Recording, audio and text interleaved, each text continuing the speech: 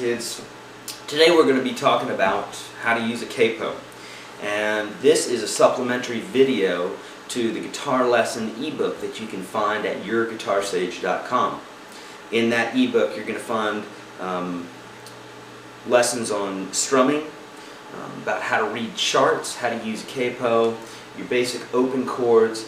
Basically it's about a 25-page document or so, with about half of those being charts, that example charts, but about half of that is going to be specifically to show you how to use a capo, some basic open chords to play millions of songs.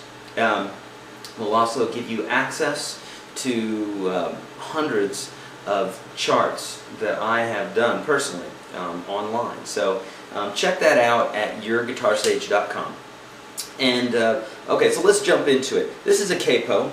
If you haven't seen it before, for those of you that are trying to learn about capos, this is a shub. That's the brand name, a shub. And this is a G7. That's what I'm going to be using today. Basically, what a capo is, it's a little device that musicians use on stringed instruments. And what it does is it allows you to play in different keys without having to play a bunch of bar chords or a bunch of frustrating chords that are just hard to handle. So for instance, if you know your basic chords here, I'm going to just throw some basic chords out here. We got a G, a D, and a C. Okay. Well, let's say we wanted to play this in a totally different key. Say we wanted to play this up a half step. And again, half steps are each fret. Okay. A whole step would be the difference between two frets. So let's say we wanted to play this progression, D, C, again G, D, C. Okay, if we wanted to do that, then it works. That was in the key of G there, G, D, and C. If we wanted to do this, say, a whole step up higher, then we take this and we move it, this being the nut, we're going to go up one whole step. So half step, whole step, and take our capo, put it on there, clamp it down. Now, when you're using a capo, you want to make sure that you're not, well, this specific capo here, you can adjust how hard it's clamping onto the guitar. Same thing with the shub.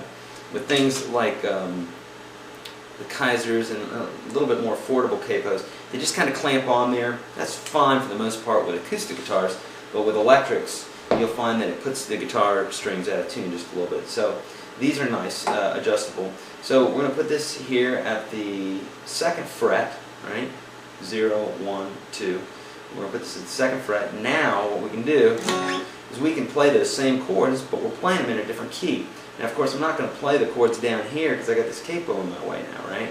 I'm going to play it up. So if I put my capo up a whole step, now I'm putting my hands up a whole step as well. So we got, here's a G, D, and a C. Okay? G, D, and C. Except they're not G's, D's, and C's anymore because we just changed key. Okay? So, that's what sometimes you'll see charts and what have you on the internet, and it'll say capo 3, G, C, and D. Well, that means capo 3, G, C, and D. But we're really not in the key of G anymore because we've used this capo. It's kind of like electronically tuning your keyboard up or something like that. Okay, that's how to use capos. I've got a whole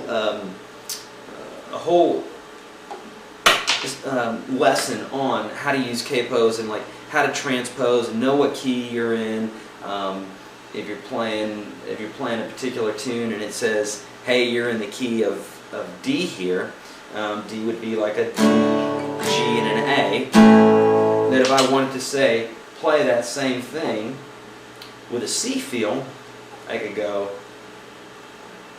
C, F, G, but with capo in it at the 2nd fret. So I know that's probably a little bit confusing to you without showing you the theory behind it. But you check out the guitar lesson at YourGuitarSage.com.